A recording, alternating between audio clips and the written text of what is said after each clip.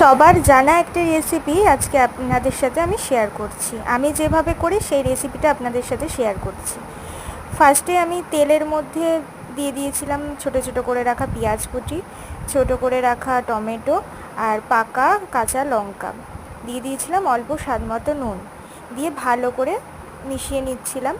আমি এটা যতক্ষণ ততক্ষণই ভাজবো যতক্ষণ না পর্যন্ত এর কাঁচা ভাবটা চলে যায় আর এটা একটু নরম হয়ে যায়। আপনারা কি এতক্ষণ পর্যন্ত গেস করতে পারলেন আমি এটা কি করব? আমি এর মধ্যে ডিম ফাটিয়ে দিয়ে দিচ্ছি। তার মানে এবার আপনারা বুঝতেই পেরে গেছেন এটা আমি কি করছি। একদম সবার খুব প্রিয় ডিম ভুজিয়া। যারা ডিম লাভার তাদের তো এটা অবশ্যই ভালো লাগে। আমার তো একটু কাঁচা কাঁচাই ভালো লাগে, কিন্তু আমার কর্তার এরকম কাঁচা কাঁচা ভালো লাগে না, সে কারণে একটু বেশি ভাজা দিয়ে দিলাম। এর মধ্যে আমি একটু গোলমরিচ গুঁড়ো আর তেলটা আমি একটু বেশি পরিমাণেই দিয়েছি, তাতে ডিমটা একটু ফ্লাপি টাইপের হয় আর একটু বেশি হয়। তো এটা আমি রাত্রিবেলা পরোটার সাথে সার্ভ করেছিলাম। খেতে তো অসাধারণ হয়। আপনারা কে কে ডিম খেতে ভালোবাসেন অবশ্যই কমেন্ট করবেন।